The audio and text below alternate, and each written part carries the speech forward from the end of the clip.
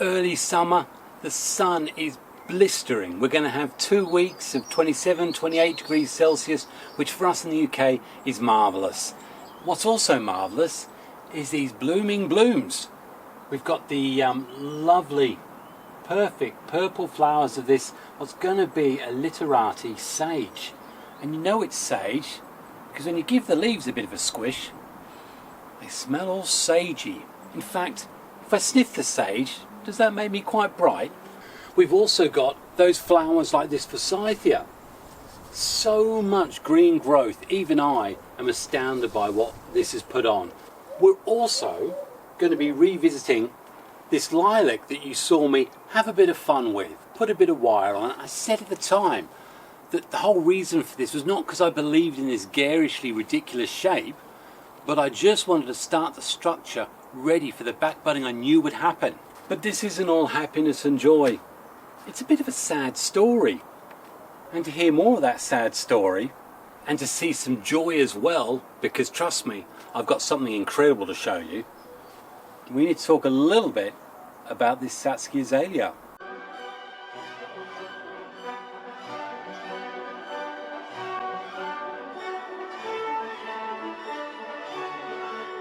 Hi, it's Xavier and welcome to my bonsai retreat, and yep, you've got it right. Today's all about those flowering bonsai shrubs we've got. For a lot of them the flowers have dropped. For a few, like those really healthy Satsuki Azaleas, the flowers are probably just in full bloom. More of that in a moment. But for me, only one of my Satsuki Azaleas bloomed, and Adam said he wanted to see it when it did. I don't know whether to be embarrassed, ashamed, or just joyous that I've got 3 flowers, but this is the one. And yeah, we've had it's got a beautiful base, it's got some structure. I do when it's healthier, when I get nice bright green leaves. Probably want to think about cutting this down even tighter, but I'm a little bit concerned about that right now. But it has got flowers, as you can see. I've got 1, 2, 3, top 2. They're starting to die off. But if we move down, we've got this lovely, lovely, beautiful pink flower from this Satsuki. That's wonderful. 3 flowers.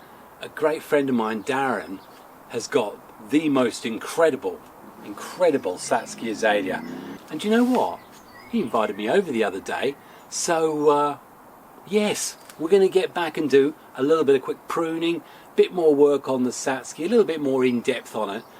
But I want to show you something that's, well, it's blooming spectacular. So let's take a ponder over to Darren's and see what he's got in his bonsai garden for a few minutes. This is the Duchess, and I've got nothing like this in the retreat. And the flowers on this, if you look at the size of my hand, it's incredible. In fact, it's so good that the push down by my feet is going absolutely nuts. It's got an incredible base on it, it's got a lovely pot. I walked in here, and I must be honest, when I walked into Darren's, it is a mansion, and I was expecting the Beckhams to answer the door, but instead I got treated like royalty. I got a cup of coffee, it's beautiful. But coming out here, when you see other people's gardens, I think that's when you realise just how many great skilled bonsai artists there are around the country, and indeed probably around the world. Oh, that door you heard, that was Darren running away because of the rubbish that comes out of my mouth. But anyway, I think we need to get Darren here to tell us about the Duchess, don't you? What would you like to know? Well, how long have you had it for? I think this is my 5th year. 5th year? Yeah, she's treating me well. And is it always flowered like this? Because I mean, I think it's unusual to have, what, you've got white and red flowers on it. Yeah, I've got white to dark pink and various shades in between. So some are actually full colours, others are patterns. So I'd say this is the best year. I mean, well, you saw my reaction when I came in. I was absolutely blown away. I didn't think it'd be anything because I had a repot this year. Second time I've done it. Yeah. It's still really scary because a tree that size is so heavy, and well, it's such a nice tree that. And for people who've got azaleas, I mean, I've got nothing that big. I can imagine that the whole task of doing the repot, well, it must be a nightmare itself. That would be a heavy tree, isn't it? Yes. When you actually took it out of the pot, how much of the roots did you remove, or was it literally just skirting the outside? And the pot I had was a little bit smaller, So luckily enough, I didn't have to take too much. Do you know, there's something that really stands out about this. It's got a little Dalek. Yeah, my mum bought me that, and she put it on there for a laugh. No, but we love Daleks. So it's an incredible base. when I got it, it was just covered in moss. So it wasn't until I actually took it all back, I didn't realise what a precious lot of gem I had. One of the best tools for that, how squeamish are you? How squeamish? Yeah. It's the dental plaque hooks. Oh, Yeah. I've got to get some of those. But Yeah. it's funny you should say that, because the one thing I have a phobia about is dentists. They absolutely are. Anything that's going to make me shake is a dentist tool. But once the flowers drop, then you've got to go round and take all the seed pods off. That is, Right. once again, it's the routine maintenance that you've got to do, and the sheer weight of it as well. You've got to make sure that's in a big place on the turntable, and you've got to set yourself a few hours of doing absolutely nothing. So looking through the branches, you can see this nice structure because I can see your face. So you go from having that incredible Satsuki Azalea, which you got 5 years ago. Did you have as many trees then? I had a few little ones, Yeah. but you know when you think, oh, you know, yourself said, oh, I want some nice bonsais, I want Yeah. some nice trees. Are you in there somewhere? I was just going to say I can't see it between the beard and the thing. I'm like, So- where's Darren? So I go to a nursery just down the road from me, and that's always been there, and kept saying, I'm going to get that, I'm going to get that, and all of a sudden I've got it. I brought it home. So you know I love larch. Yeah, And it is a larch, isn't it? it is a larch, yeah. This is big time. I do tend to get my identifications a bit wrong sometimes, but I mean that got me because the pot really grabs in, and with the larch and the colouring of the bark, I think larch always do well in something like that's chunky and a bit unusual. It was and in a really rural. smooth ceramic sort of pot, but it just didn't suit it at all. Yeah. So this is a bit more dramatic, as you say. Who's the pot made by? That's Steve from China Mist. China Mist. I've got a China Mist pot. In fact, I think my oak forest went in China Mist. Absolutely incredible ceramicists. They're normally at one of the shows in the UK, aren't they? That's where I got them from. I think the Swindon show, I think I bought that from. That's I love it. I showed him a picture of the tree, he goes, I've got the pot for that. It's brilliant. So you got plans for this? Because I mean, you can't see it. In fact, you probably will see it because I've gone in close. But there's already some ramification being built, and I think it's something I always go on in my larch videos. They're so brilliant because you get 3 opportunities through the growing season sometimes to get that ramification built up. And if the camera starts wobbling, it's because there's a little pussy down there who's rubbing its back against the leg. I wouldn't. You know where I was going. In terms of how you find dealing with your larch, is it one of your favourites? Yes. We're already It's very much bonsai so. buddies for that one. Bonsai friends. Bonsai Is that friends. football friends? Yeah, that's Yeah. from in between, isn't it? In between us, yeah. So what are your plans with something like this? Is it? I mean, I love the initial movement on there, but Just basically keeping it, keep it alive. the structure's there, keeping it alive. Yeah. Letting it grow out, bringing it back, let it grow out, bring it back, just... Yeah, I think what I love about this is sometimes I feel like it's straightforward to care for in the sense that they're tough as old boots. Yeah. They give you that lovely bark really quickly. But when you come, I think you were saying earlier, when it comes to actually doing the pruning, I've just touched his bonsai, I did ask. So in terms of that, is there any special technique you've got with it, or? You can feel the buds, Yeah. so you feel the buds, up to it, And then you'll pinch out. pinch off. Yeah. That's basically all I do, that's all I've ever done, sort of thing. Because you go in with cutters sometimes, and sometimes you ruin the needles, so if you pull them straight out, it all comes out with it, so... But if you were running a YouTube channel, well, you have Meadowview Bonsai, then you'd learn that you can't go just pluck like that, because that's what, 35-second video? Yes. No, you have to go through the art of stripping all the needles to find where all those buds are, getting your sharp scissors, Bring the and camera then in, bringing the showing camera them, in, yeah. showing the I mean, bud. showmanship. You can't just say, "Oh, we'll just pinch and pull it out." But yeah, I love this. I absolutely love this. In fact, do you want to show me some more of your trees? Yeah.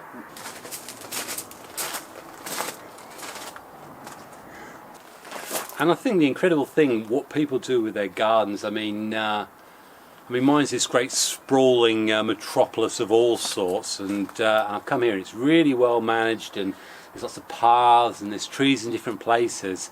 It's always impossible to really give that impression across on a video.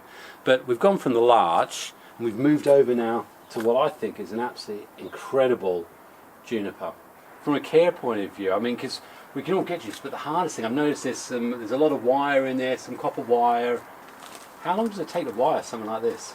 That took absolutely ages, and I keep looking at it thinking I'm going to have to take all that off again and do it all again soon. So it's just a labour of love of bonsai, I think. So when did you last actually put the wire on that? That's been on there for about 2 years now. So it goes to show, so 2 years there and thereabouts, and the trouble is I imagine with all the growth, because I can see it's got the buds all coming in there. So if you let those shoots come out, that's going to expand the foliar mass and the branches, and before you know it, that wire is going to be... I did take a bit off earlier in the year, and it just flopped, so it's not done its job, so I've we all struggle when it flops, so if you can get something else to support it, it always helps. But I'm just, again, blown away by the movement. Some incredible trees here.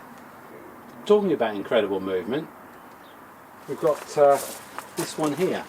And I think that's the other thing, is that I think that the best thing about a garden is not just seeing trees that you consider finished or, that's really pop, but stuff that's developing and growing. And this grabbed me because I noticed the way you've developed the Scotch moss on it. I actually love the way the pattern of Scotch moss has been cleverly developed into the design. Do you do that with a lot of care? Is that hard to achieve? That took me absolutely milliseconds. Just to watch that grow. Yeah. There's nothing to do with me. So about this, is this a little Chochobai, Chinese Quince. I know a lot of people talk about Chochobai, and I know Ryan Neal did a big episode about it, and there's this sort of indication that they're difficult to grow. I mean, that looks really, really green and healthy. The only thing I've noticed about that is it's really, really slow. I don't know if it's because of the pot, but I've looked it up and apparently they are really slow growers, so I'm not expecting nothing more than a showing out of that.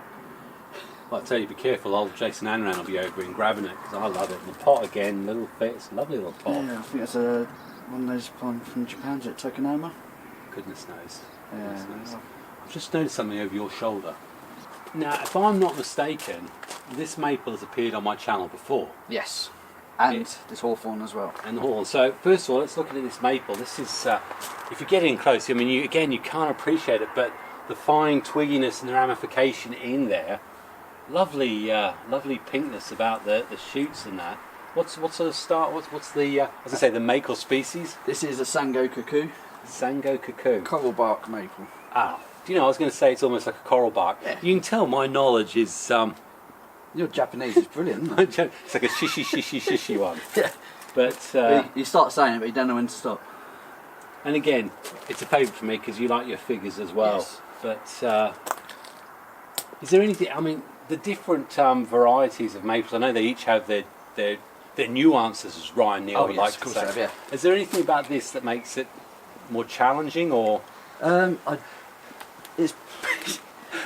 It's been around the garden, and this is its favourite spot. It does suffer from the leaf sort of scorch, and it loves the rain. It loves the rain. As the rain's coming down, let's quickly move over to that one now, and that's a hawthorn. That's a hawthorn. It's a nice common hawthorn. Well, I'm not being funny. Rain definitely stopped play at Chez Darren, so you've enjoyed probably 2/3 of the garden. So there's another sort of 4 or 5 minutes, plus an incredibly dramatic ending, which even I didn't expect, so you need to wait on. But I did promise you that we were going to have a look at some of the flowering things. Don't need to go into great detail, it's summer. I don't really want to be stressing stuff too much, especially as we're going to have so much heat. Everything I do here is going to have these things going somewhere shady, dappled light, so they get a chance to recover. Now look at this sage. I said to you when I think we saw it in my garden tour, I absolutely, this whole line here is going to make for what will be a very, very interesting, I think, Literati. And we've got the sage leaves, and as I said to you, you can either rub them, because they can get confused with buddleia sometimes. Well, probably only I confuse them with buddleia. But the big one is when you look at the leaves, they almost look like the shape of cells on the back of your hand. It's got that sort of cell-shaped look about them. But they also smell of sage. So, got these lovely blooms. Hey, I could keep them for longer, or I could say, do you know what, I've enjoyed those, but what I really want to do now is tell the plant to concentrate on putting out some new growth. So I am literally just going to cut those blooms, and I'm asking this particular Pre-Bonsai, although I reckon it's getting close to being considered bonsai, And when we look at it, we've got these very, very flaky branches, but all I'm looking for is I've got two from the same point. Now the way I've done this all the way is easy. I take the central core out. That's all I'll do, is remove that central core, leaving just two here. It's absolutely nice and healthy, and I want to just see those two continue to grow. That is really it. The only thing I will do is just put a little bit of cut paste just at the junction there, especially now we've got this warm temperature, warm weather coming. You know, I want to try and reduce the risk of moisture loss or anything like that. So hopefully we're going to see something really, really exciting over the next 4 to 5 weeks. I do expect to see lots and lots of backbudding on this. And really, that's all that needs to happen with these. Remove the flowers, have a look for any sort of oddities you don't like, and then look after it. You notice it's in a double pot. That was because I found it in this small one. The roots had grown straight through the bottom. All I've done is pack this second pot with a general fertilising, a general compost, and trust me, this is going to get repotted in 2026. I'm sure you're going to enjoy seeing that. You need to find a decent pot for that. And all I will do is I've got a general balanced fertiliser feed, liquid feed that I mix up. Keep it this, I normally go around and I'll feed different trees at different stages, but I'll give this a good soaking. And I find with this that with the trouble I have with the birds and stuff like that, that every time I put any sort of tea bags or anything on these things, it's just about this garden. I've got now pigeons coming and they just rip things apart.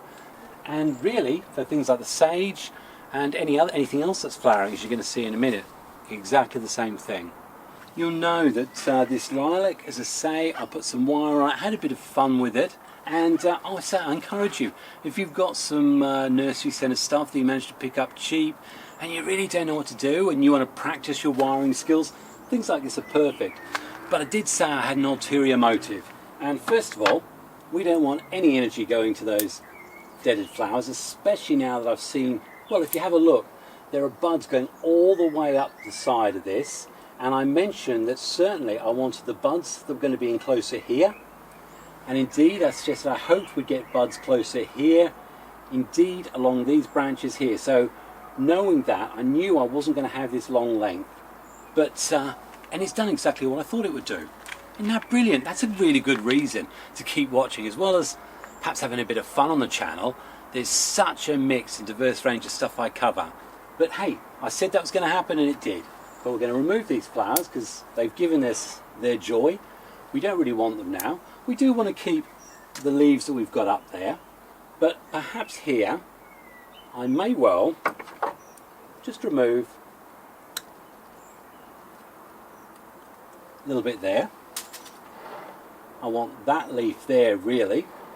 And because of that, actually, I'm going to go a little bit harder. Take that one away. I don't really want to have anything low down, so let's remove these. We don't want the tree putting any energy like that.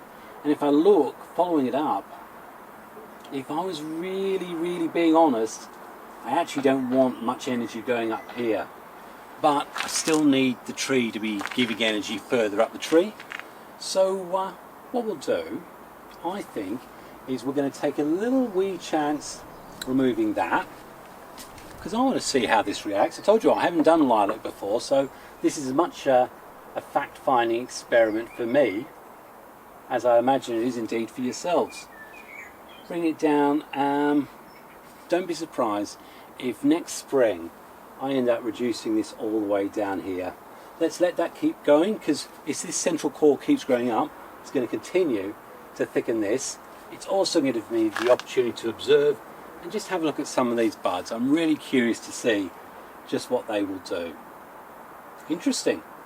But a bit of a hint here, you didn't see me do it, but normally what you want to do is make sure the trees had a good watering first in the pot, and then after that apply your liquid feed, because there is a risk otherwise the liquid feed goes straight into dry soil, and if the roots are sensitive, especially on something like azalea, they could actually fry or cook your roots, defeating the object of putting something like that with it in the first place. Let's have a look at one more before we go back and finish off at Darren, shall we? And that's to have a look at this Forsythia. You've seen it many times on my channel. And the approach for this is the flowers are long gone. You know they have these lovely yellow flowers which we get in the late winter, early spring. They normally accompany the Fuji cherry ones. It makes it absolutely wonderful outside my back door. But all I need to do here is have a look. We've got all this lovely healthy foliage, but it's too big. So I want to see if I can encourage a second flush. All I'm going to do is look in close and follow the same principles that I do with any pruning at this post-flush harden time. We're going to reduce back to maybe 2-3 leaves and see if we can encourage some back budding. So that's all I'm going to do. And you know what? You probably can't see that, and you want to see that up close, because I know I spoke to Adam in Ocean Bonsai, and do you know what he told me? He said people like to see it up close. Who knew? We've now got this one here, right up at the top. I've got some brown leaves I want to get rid of, and this I'm going to take off probably up to there. And then what I'll also do is just remove a few of the inner or branches. While I'm here, I'm inspecting them for any signs of bugs or aphids. I tend to find that the Forsythia stays fairly clear. I've got some stubs I want to get rid of. It's looking quite clean here actually.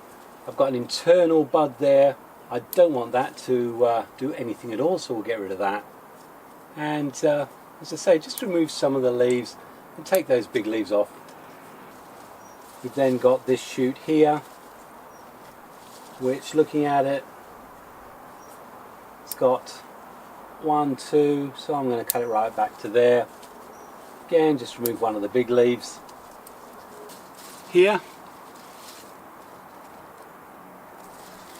You can see there, and really we don't need 2 from the same point. So I've got this great big heavy branch, or I've got this smaller one here. And in cases like this, I mean, they're not ideally positioned.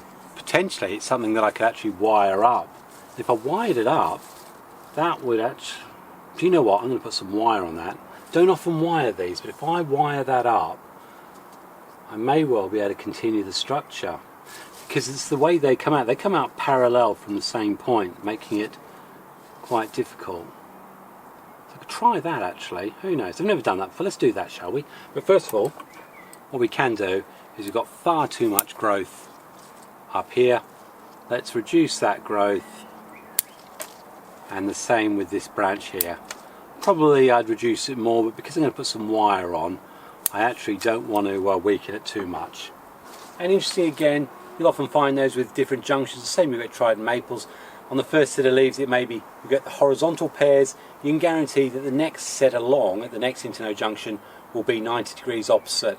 Ideally, you want to cut back to the buds that are going to be horizontal rather than vertical, because obviously with vertical, you'll get 2 shoots going on a vertical plane. You're only really going to be able to use the top one, the bottom one you'll get rid of. So you're always looking to try and go to the horizontal buds. It's okay, let's not forget that I've got to wire that up. Will that work? Make for an interest. I'm not sure actually, the more I look at it now actually. Main tree comes up here. Bring it up here. That's quite a thick section actually here. I need to get rid of that underling one there.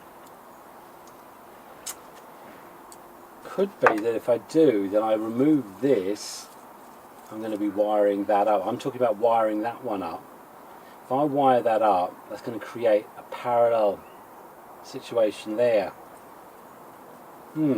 Seemed a good idea at the time. I think I'm going to have a quick think about it and come back to you. In fact, to tell you what, let's go back to Darren's, finish that off, and trust me, you've got to wait to the end. It's only going to be a few minutes, but if I say Hermione steals the day, you just wait for it, you'll know what I mean. And when we come back, I'll tell you what I'm going to do with this. No, come back here, come back here. I know it's raining. The sun has just come streaming out. Darren's already had a Stella inside me, and I've seen his man cave. I'm not trying to be stereotypical, but I got really excited about his man cave. Anyway, the hawthorn here, this was also on, I think, what was it? The Desert Island Bonsai. What 3 trees would you like to take? Everyone was taking fruit trees so they could survive. So they could survive. And I just took my favourite trees. So this hawthorn, why is this one of your favourites? And it's that lovely sort of lazy weeping look about it, which I'd never think of with a hawthorn. But it's very calm. It's nice. I saw a video Tony Tickle done about a few years, was it a few years ago? Yeah. But basically when it shoots out, when you got your pink wood, wire it up, put your bend in it, cut it off. Yeah. And the winter image is absolutely fantastic. And of course, when the thorns come out, just chop them off so they don't bite you when you wire it. But I'm lucky enough to have flowers as well, so it does put on a nice little show for me. Again, it's being in here, it's absolutely impressive garden, and I'll swing you around a lot more of the other trees. But thanks very much for showing me around. No worries, and, mate. Well, Darren's always around. He's one of the group. He's one of the gang. So it's good seeing your garden finally. And there's no doubt the Duchess stands alone on her own. She's an absolute. Oh, she's brilliant. Anyway, Yeah, she's a beauty, isn't she? should we have some food? Yeah, let's do it. Brilliant. Another beer. Would you like slushy beer? Mm-hmm. I'm easy to please. That comes from an animal, doesn't it, beer? Of course it does. Next of the gods, isn't it? There you go. I'm going to get pot for that. I'm going to get pot for that. Well, often it's... And, I couldn't find one that I liked. So one until like that one popped up and thought, right, that's it now. Then you buy it at the wrong time. Yeah, oh, I know that feeling. I think the hardest thing I find with bonsai is that sometimes the best things you can find are almost free. I mean, what have you got there? Well, this was a Morrison special, but I couldn't control it. The internodes are too long, so I just thought, sod it, that's going to become a garden tree now. So I put it in there, and it's loving it. It looks lovely, actually. Yeah. So how much? I mean, from Morrison's, what's that? £2.50 or something like that? That was a tenner, I think. Tenner. Oh, so you got fleeced. You got the little porcelain pot as well. So. Brilliant. And we've got the cat who's going to come and admire it now. Again. What's the cat's name? Hermione. Hermione. Yes. Okay. Yeah, definitely the way they're arching that back. There's some magic in there. Well, there's definitely no doubt that Hermione had the last say there, or the last meow. And I just want to say a massive big thank you to Darren, and also to his family, in particular his mother-in-law, I believe, who cooked us up some lovely bacon butties. And of course the beer was nice too. So probably worth going back to the main storyline, which was left hanging. What am I going to do with the Forsythia, and in particular with these two little shoots that are coming out from the same point? And I sort of indicated a moment ago that not sure wire is actually going to work. And do you know what I did? I went back to basics. I had a look at this and saw, where is the front? And for me at the moment, I've had it like this. And, you know, when we talk about this is potentially a problem because it's parallel. Look, this isn't a show bonsai. This is a garden plant that's just developed and grown as it will. And Forsythia, I've noticed, this has dropped branches. There used to be branches up here. They will drop branches if they're not happy. So I don't want to tax it. And in the same light, I have tried wiring, and that didn't have a great effect either. The thing about these, if you look in close to these branches here, you can see that there's absolutely loads and loads and loads of places where new buds will come out. And I think that's what I'm going to aim for. I'm going to let the tree tell me exactly where it wants to grow. So going back to what I was saying, I went back to first principles and looked at this and thought, where was the original front? And for this, you've got to take into account that you've got this incredible root system, and I want this root to be part of the design. So looking at that, your either front's going to be here with this coming towards us, or actually I quite like, I don't know if you can see it, looking in there. I think I've got it about there, which means this branch can still stay, and I think I've decided what I'm actually going to do is get rid of that one. And for those of you who are interested in looking to start new bonsai, Forsythia, easy for cuttings. I would literally just plug that in the dirt, and I've got quite a few Forsythia that way. If the new front's going to be here, then I probably do want to get rid of that. And again, I've learnt with Forsythia, don't go too nutsoid with it. It doesn't like it. So I'm going to leave it for now, give it a bit of fertiliser and leave it somewhere a little bit dappled. I certainly don't want to be getting 27, 28 degrees full on all through the day, because I reckon that might just cook that one. So it'll get repotted next year. That will be the new front. Hopefully we'll have a look and see and get some new buds coming in from closer in. If I don't see anything this side of the year, I'll be looking at late winter in 2026, probably doing some pre-spring pruning to encourage the place where I want those buds to come from. And then hopefully when you see this next, it's going to have those lovely, lovely yellow flowers we come to associate with the Forsythia. It is a great plant for a bonsai. So that just really leaves us one more thing, and you're not going to believe this, I honestly thought this was going to be an 11-minute video. I can't remember when I did an 11-minute video. In fact, I have got one coming up. So let's hit the azalea, shall we, before we say goodbye. I'm not going to pretend that my azalea are anywhere near what Darren's got, and you know what, it'd be unrealistic for me to even think the same. Different ages, everything is different about them. But what I will say is this did start off 7 years ago, 8 years ago, flowering profusely, and the leaves were bright green. The reason why I put them together is because both of them were bought from the same batch, the same place, and are the same stock. So the question says is, why are these ones have leaves that are definitely discoloured versus this one, which when you come in close, you've got much nicer greens, and that's telling me it's a really healthy, vibrant, vigorous foliage. And even the cutting, that's all nice and green as well. So that's telling me one thing, it's not about the soil, because the soil mix in here is the same as is in here. Now what I do know about the azalea is they hate being waterlogged. That got repotted, and in fact 2 or 3 others that I repotted are also looking a lot healthier. Although I used Kunuma in both of them, this one I really didn't do much work around the roots, and I think that ball there is still quite compact and tight, and I think that's causing part of the problem with this. So the first thing I'm going to do is, having seen that my general soil regime isn't necessarily the problem and the actual species itself isn't the problem, first thing I'm going to do now at this time of the year is, no, I'm certainly not going to try repotting it. What I have noticed is it could do with another 1.5 centimetres of soil in it. But what I will do first is just try and push little holes through, and even I'm finding it difficult here, just so I can feed a little bit of extra soil into the centre of that root mass. But what I'll also notice is I've put together a 50-50 mix of Kunuma and ericaceous, standard ericaceous compost potting soil. So I'm going to be using that to put that in. And I think the more and more I do these, the more I recognise that 100% Kunuma for here in Grantham doesn't quite work as I hoped it would. Definitely find some of the ericaceous mix with it seems to really give these a bit of a push.